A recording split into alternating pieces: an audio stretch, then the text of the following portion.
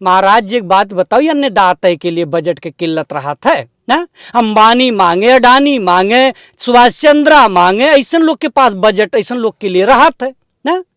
Ration दे के उनके बच्चों का भविष्य छीन लेंगे, राशन दे के उनकी नौकरी छीन लेंगे, राशन दे के उनको आप फसलों की कीमत नहीं देंगे। मतलब यह है कि मैं आपको एक निवाला दूंगा लेकिन गुलाम बनना पड़ेगा। नमस्कार दोस्तों, मेरा नाम है प्रमोद गुप्ता और आप देख रहे हैं जय भारत न्यूज। किसान आंदोलन 2.0 जो है अब शुरू हो चुका है। ऐसे में शंभू बॉर्डर पर जो है पंजाब और हरियाणा के किसान और उत्तर प्रदेश के कई जिलों के किसान कूच कर रहे हैं।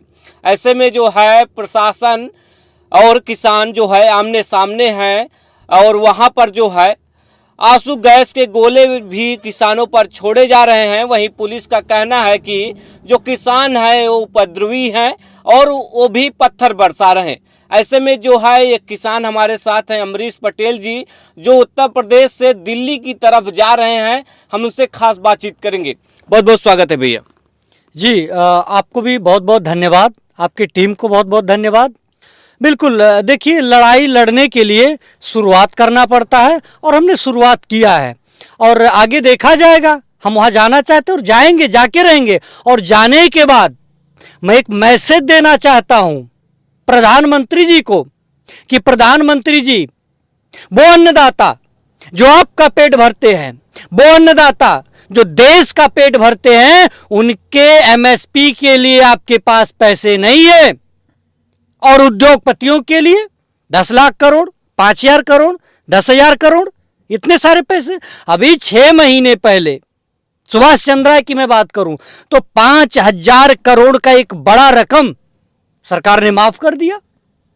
अगर किसान कह रहा है हमारा कर्जा माफ करिए तो दिक्कत क्या है? किसान कह रहा है कि हमें एमएसपी चाहिए तो दिक्कत क्या है?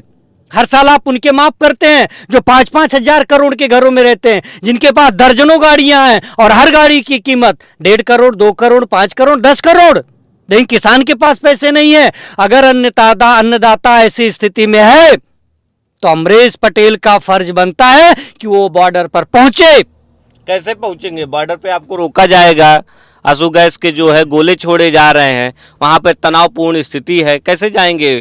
पुलिस जो है आपको रोकेगी? देखिए, रोकने के ये सारे हथकंडे अपना रहे हैं, रोकेंगे। इनको डर है, इनको दहशत है कि ये किसान कौम जो है ये बहुत बहादुर कौम है। आप देख रहे होंगे इतनी फोर्स, इतने किले, इतने तार, फिर भी किसान हर दिन प्रयास करता है कि हम इसको तोड़ेंगे।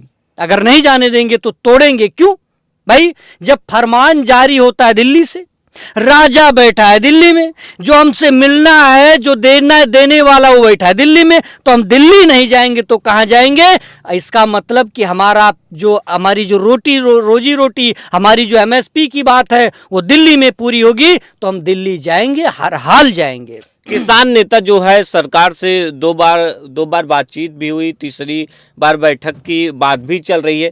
ऐसे में कहा जा रहा है कि जब बातचीत भी चल रही है तो ऐसे में किसान उपद्रव क्यों कर रहे हैं? उसमें जो है किसानों के बीच में जो है उपद्रवी तत्व है, जो है कि रेंज रोवर लेकर के चल रहे हैं, 5-5 करोड़, 10-10 करोड़ की गाड़ियां लेकर के चल रहे हैं, ईंट और पत्थर लेकर के चल रहे हैं, पुलिस वालों को मार रहे हैं। तब पुलिस वाले गोले न बरसाएं तो क्या करें आखिर, बताइए। देखिए, जो गाड़ियों की बात है, अगर आप चाहते हैं कि भाई किसान भीख मांगे तो लाठीचार्ज करवा दे, भगा दे। अगर यही चाहते हैं, और अगर चाहते हैं कि किसान भी महंगी गाड़ियों में चले, किसान भी 2 पैसा कमाए, किसान के भी बच्चे पढ़ें, तो आपको किसानों की बात सुननी पड़ेगी, हर हाल में सुननी पड़ेगी। ये कहने से काम नहीं चलेगा। और जो बात कर रहे हैं 2 राउंड की बातचीत, ये सही मन से 2 राउंड की बातचीत नहीं हुई है। 2 नहीं 3 राउंड हो गई, लेकिन तीनों राउंड की बातें ये सही मन से नहीं बात हुई। अगर सही मन से हुई होती, मन में होता कि हमें किसानों को कुछ देना है, शाम को बैठक चल रही है, सुबह फिर जो है आंदोलन चल रहा है।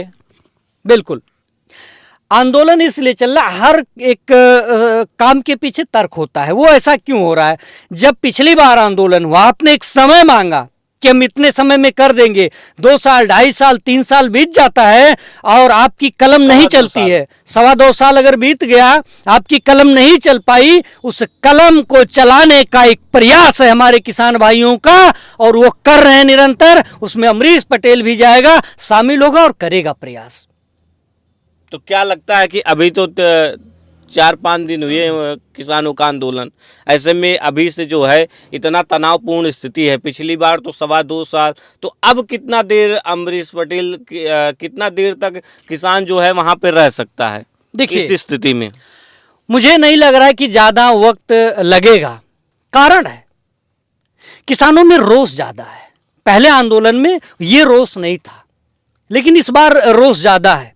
और इस बार की एक जिद है कि अगली बार ये झूठा व्यक्ति हमसे झूठ बोला, धरना खत्म कराया, तो दोबारा ये इस परपंच में नहीं किसान फंसेंगे ना कि फिर हमें कुछ लॉलीपॉप दे दिया जाए और हम चले जाएं।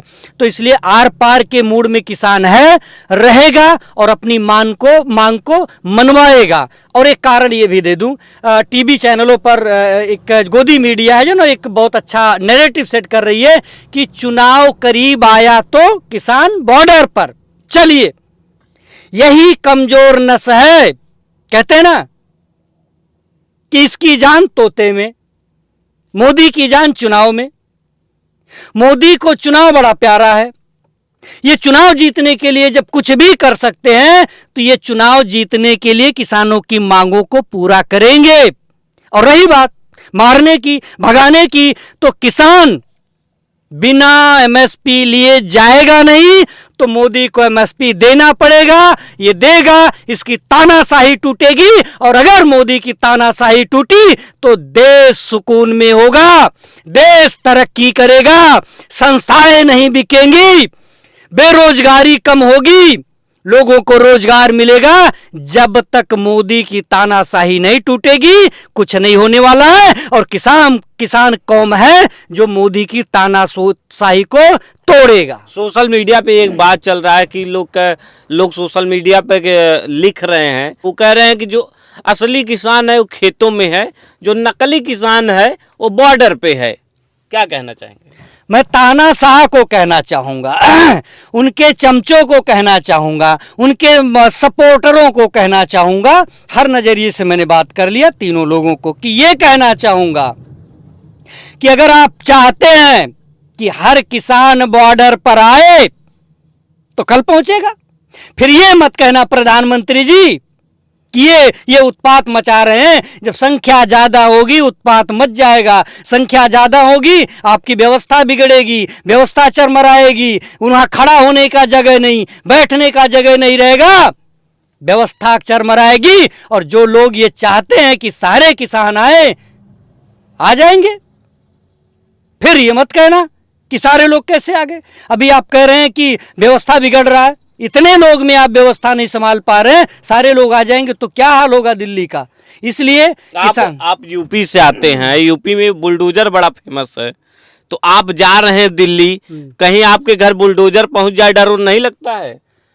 देखिए, बुलडोजर पहुंच सकता है, बुलडोजर भी पहुंच जाए तो कोई दिक्कत नहीं है। देखिए, डरना गलत बात है। कहते ना डर के आगे जीत है। और उनसे क्या डरना जो हमारी जान नहीं ले सकते हैं। अरे जान देने वाला, जान लेने वाला जब ऊपर बैठा है, इनकी हैसियत क्या है? ये बुलडोजर हमारे ऊपर चलाएंगे, ये हमारी जान ले लेंगे। अरे ये बुलडोजर चलाते मैं भी जानता हूं कि इनकी बुलडोजर सही जगह नहीं चलती है। इनकी ना कौन माफियाओं पर चलती है? कितने माफिया। अभी वो टेनी का लड़का, मंत्री जी का लड़का चला बुलडोजर। नहीं, आप बताइए, चला बुलडोजर? वो नहीं है, माफिया नहीं है।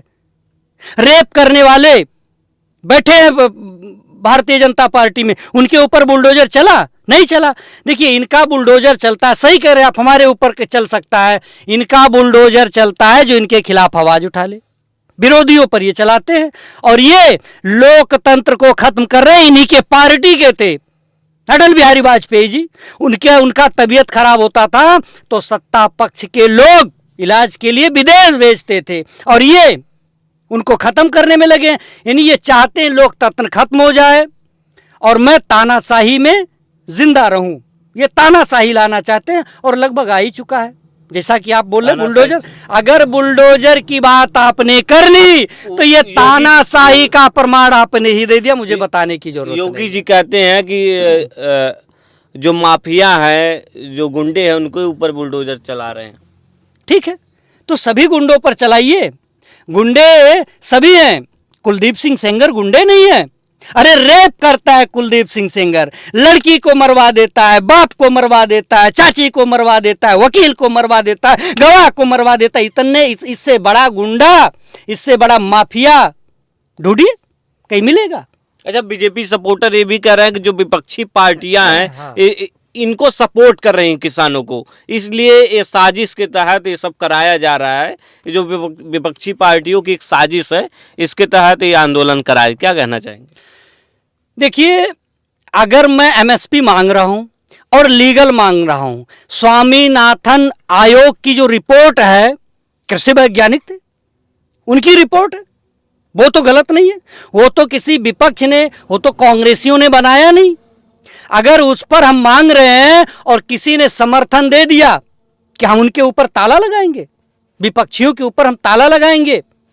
अरे लोकतंत्र आप खत्म करो महाराज, हम क्यों खत्म करें? अरे लोकतंत्र की एक खूबसूरत तस्वीर है कि अगर आपके अधिकार के लिए बोलना पड़े, कोई बोल दे, अमरीश पटेल बोल दे, आप बोल दीजिए, कांग्रेस बोल दे, सपा बोल दे, बसपा बोल दे, तो ये लोकतंत्र की एक खूबसूरत तस्वीर है। गलत क्या है? राहुल गांधी ने भी इस तरह के कई बयान दिए हैं। राहुल गांधी का अपना काम है, किसानों का अपना काम है, किसान काम कर रहा है। राहुल गांधी को यदि अच्छा लगा, उन्होंने बोल दिया ना। राहुल गांधी के मुंह पर कोई ताला लगाएगा लोकतंत्र में? ये जायज है? आप बताइए, जायज है? कोई किसी के मुंह पर ताला नहीं लगाएगा। उन्होंने बोलना था, बोल दिया, क्या दिक्कत है? लेकिन हमारी जो मांग है वो तो जायज है। कोई कह दे कि स्वामीनाथन आयोग की रिपोर्ट गलत है, कोई बता दे, उनके कोई वैज्ञानिक हो बता दे। जब गलत नहीं है तो गलत कहां से हुआ? आप फोन लगाते हैं मोदी जी को, मैं चाहूंगा कि फोन लगाइएगा, एक बार बातचीत कीजिए, क्या समस्या है? चलिए, बिल्कुल, एक कॉल, अब आप कह रहे हैं तो एक कॉल हो जाए मोदी जी को। और माहौल भी अच्छा है, आंदोलन चल रहा है किसानों का। मोदी जी, हेलो मोदी जी, अरे हम अमरीश पटेल बोली था, आपके शुभचिंतक, जिला बस्ती से। हाँ, हमार बहुत बढ़िया महाराज जी, आपन बताओ आप। अच्छा, अरे ये फोन लगाए दे रहे कि माहौल बहुत खराब होत बा। अरे महाराज जी, बहुत ज़्यादा खराब होता, किसान आंदोलन चलत बाटे तब। और एक तो पुलिस आपके गोलाबारी करत बा, जिनसे ऐसा लागत है, सब चर्चा करते, ऐसा लागत है भैया ये तो पाकिस्तानी हुए, ये विदेशी हुए, आक्रमण जान परत हो जाई, ऐसा गोलाबारी। तब माहौल खराब होता महाराज जी। जौन कुल मामला होकर निपटाओ, कौन मांग बाटे? जहाँ तक हम सुने न, एमएसपी मांगत हैं, स्वामीनाथन आयोग की रिपोर्ट मांगत हैं। तो अरे ओका दई के खत्म करो, परपंच सर पर चुनाव आओ तो महाराज जी। अब हाँ, अरे 24 के चुनाव, माहौल खराब हो जाई, तब नहीं हो पाई। महाराज का है। अच्छा, बजट की किल्लत है महाराज जी, एक बात बताओ, ये अन्नदाता के लिए बजट की किल्लत रहा है ना? अंबानी मांगे, अडानी मांगे, सुभाष चंद्रा मांगे, ऐसे लोग के पास बजट ऐसे लोग के लिए रहा है ना? जेकरे पास ना यो ठीक बाटे कि ये लोग बेचारे सुभाष चंद्रा हैं, अंबानी हैं, अडानी हैं, ये लोग के अगर पेट नहीं भरो तो बेचारे भूखे मर जाइए। किसान का है, किसान तो करोड़ों के बंगला में रहत है, करोड़ लग्जरी गाड़ी से चलत है। ये लोग के पहले भर दो ताकि आपके 2024 सेट हो जाए बढ़िया। हाँ, और फिर आप केतली उठा लो और चला जाओ गुजरात, फिर चाय बेचो। हाँ, यह आप करे चाहत हो। हेलो, हाँ भैया, ऋषि आएगी, काट दिन फोन अबे। अच्छा, एक बात बताइए, जो किसानों का ट्रैक्टर टाली उसमें एसी ओसी लगा रहता है, एकदम गद्दा उद्दा बिछाया रहता है, चल रहा है सोशल मीडिया। मुझे तो खुशी होती है कि मेरा भाई सफल है, सक्षम हो रहा है, अच्छी बात है। दिक्कत क्या है, कहाँ से तकलीफ हो रही। और लेकिन एक बात है, ये भी सुन लीजिए कि जो आप देख रहे होंगे महंगी गाड़ियों में आए, जिनको आप देख रहे हैं एसी लगा हुआ है, ये किसानी के पैसे से नहीं है, यही देश का दुर्भाग्य है। ये खेती के पैसे का थोड़ी है, ये उनके बच्चों की पढ़ाई का मेहनत है, उनकी सर्विस का मेहनत है। पता कर लीजिए, किसी ने अगर फॉर्च्यूनर लिया हो, की साजिश तो नहीं है कि वही दे के भेज रहे हैं। तो मुझे लग रहा है विपक्षियों की अगर साजिश होगी तो फिर अमित शाह पर भी अच्छी साजिश है। ये फिर तो विदेशी फंडिंग में अमित शाह जी रहे हैं, है? ये 100 रुपए का 700 रुपए बनाते हैं, तो ये इनसे बड़ा फंडिंग, विदेशी फंडिंग या अन्य जगह से फंडिंग मुझे नहीं लग रहा है किसी के पास आता होगा। अगर ये तर्क देंगे तो उनके पार्टियों में क्या सभी लोग भीख मांगते हैं? मोदी जी किसानों के हित के लिए तो बड़े बड़े कदम उठाते हैं, दावा करते हैं। अभी जैसे किसान सम्मान निधि के जरिए भी 2000 हर किसान के खाते में हर महीने पहुंच रहा है, तो इससे किसान जो संतुष्ट नहीं है। क्या तकलीफ है? भीख क्यों दे रहे हो? मैं कहता हूं कि आप 6000 दे रहे हैं और हर फसल में आप 10,000 ले रहे हैं, तो ये क्या है? ये तो उल्टा आप हमें कमजोर कर रहे हैं ना। हमें आप फसल की सही कीमत दे दीजिए, वो 6,000 नहीं, हम 12,000 वसूल लेंगे, हम 15,000, 18, 20,000 वसूल लेंगे। आप हमें फसल की कीमत दीजिए, एहसान मत ला दिए, हमें भिखारी मत बनाइए। हमें जो हमारा मेहनत है उस मेहनत का एक सही फल हमें दीजिए, सही हमें कीमत दीजिए। जैसे मांगों में क्या क्या है, थोड़ा जो दर्शक हैं जानना, क्योंकि बहुत 12 सूत्री मांगे हैं, तो मुख्य मांगे क्या है? देखिए, मुख्य मांगे तो कुछ कम है, लेकिन मांगों में कुछ नई मांगे इसलिए जुड़ी कि सरकार की तानाशाही की वजह से, सरकार के अड़ियल रवैये की वजह से। जैसे मांग तो मुख्य है एमएसपी, अब उसमें अन्य चीज़ें कैसे जुड़ गई? अन्य चीज़ें ये जुड़ गई कि मंत्री जी के लड़के ने किसान के ऊपर गाड़ी चढ़ाया, तो ये जाहिर सी बात है मांग बीच में एक और जुड़ेगा। कहते हैं ना कि मांग इनका बढ़ते जा रहा है, तो बढ़ेगा, स्वाभाविक है। अभी ऐसे और लंबा खींचे, 10 साल तक खींचे, 10 साल में और 10 मांग हो जाएगा। क्यों हो जाएगा? लाठी चार्ज कराओगे, मुकदमे लदेंगे। पिछली बार जो मुकदमे हुआ, अमरीश पटेल के ऊपर भी मुकदमा है पिछले आंदोलन का, मेरे ऊपर भी है, सरकार ने खत्म किया। क्या मैं गलत कर रहा था? तो ये नई मांगे जुड़ी है। बाकी जो मेन मुख्य मांग है वो एमएसपी है, एमएसपी पर एक कानून बन जाए और दूसरी स्वामीनाथन आयोग की रिपोर्ट को लागू कर दिया जाए, यही मुख्य मांग है। बाकी मांगे जुड़ती रहती हैं, लंबा खींचोगे जुड़ेगा। जो 3 कृषि कानून था तो उससे सरकार ने वापस ले लिया, फिर से किसान एक बार फिर कूच कर दिए हैं। तब क्या लगता है कितने लंबे तक ये मोदी जी मान जाएंगे, कब मान जाएंगे? उस समय एक मांग ये भी था जो आप बता रहे हैं, 3 काले कानून। ये मांग था, सरकार की मंशा थी कि किसानों की जमीनें हड़प लो, उनको तिजोरियों में बंद कर दो, ताला लगा दो। अनाज को ये बंद करने वाले थे अंबानी और अडानी के। आपने देखा नहीं कितने बड़े बड़े साइलो बने थे? अरे वो साइलो कौन बनवाया? आदेश किसने दिया कि साइलो बनेगा? अडानी स्वयं तो प्रधानमंत्री है नहीं।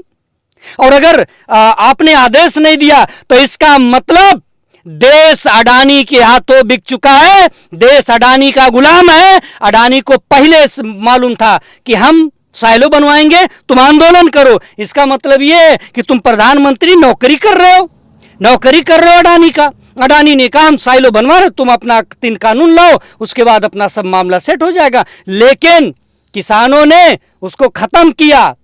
उसी में एक मांग था एमएसपी, और ये बोले थे कि मैं इसको लागू करूंगा। अगर 2 साल से ज्यादा वक्त हो गया, नहीं लागू हुआ, तो किसान का फर्ज है वो आंदोलन करे, उस दिल्ली जाए। लोकसभा 2024 का जो चुनाव है वो सामने है, ऐसे में क्या ये प्रभाव डालेगा देश में? मोदी के लिए कहीं खतरा नजर आ रहा है? बहुत सही। कुछ लोग कहते हुए हैं कि जब चुनाव आता है तब क्यों आते हैं। यही तो कमजोर नस है प्रधानमंत्री की, वही दबा रहे हैं किसान। जाहिर सी बात है, आप हमारी नहीं सुनेंगे, हम आपकी कमजोर नस दबाएंगे। तो किसान अगर कमजोर नस दबा रहा है, और मैं तो देखिए, ये फिलहाल कोई साजिश नहीं है, ये ना किसान जानबूझ कर आए हैं कि चुनाव है, लेकिन अगर ऐसा नैरेटिव सेट हुआ, ऐसी सिचुएशन बनी, ऐसा एक संयोग बना, मैं उस संयोग को भी सैल्यूट करता हूं कि तू बहुत अच्छा संयोग बनाया। मैं बनाने वाले को सैल्यूट करता हूं कि अच्छा संयोग बनाया कि चुनाव है, चुनाव और इधर किसान। तो एक चुनाव जो है ये बीच में एक ऐसी चाबी है कि जिससे किसानों के भाग्य का ताला खुलेगा। अच्छा, मोदी की गारंटी करके आप देखेंगे बड़े बड़े पोस्टर लगे हैं, बैनर लगे हैं, तो क्या जो मोदी जी की गारंटी है, महंगाई है, बेरोजगारी, ये सब खत्म नहीं हो रही आपकी नजर में? मोदी की गारंटी है, बेरोजगार कर दो लोगों को, नौकरियां छीन लो, लाठियां बरसाओ। कोई आंदोलन कर रहा है, उसके हक और अधिकार को छीन लो, ये उनकी गारंटी है। संस्थाएं बेच दो, ये उनकी गारंटी है। यहां तक कि देश बेच दो, ये मोदी की गारंटी है। मैं सीना ठोक कर कहता हूं। मीडिया में तो चलता है मोदी जी जो है देश को आगे बढ़ा रहे हैं, ग्लोबल में दूसरे नंबर में आने वाला है, तीसरे नंबर पे आने, ये नहीं पता चल पाता किस में आने वाला है। बिके हुए लोग, टुकड़े पर पलने वाले लोग क्या कहते हैं ये मायने ही नहीं रखता है, बिल्कुल नहीं रखता है। जिस मीडिया की आप बात कर रहे हैं, जिस चैनल की बात कर रहे हैं, ये बिके लोग, टुकड़े पर पलने वाले ज्यादातर लोग हैं।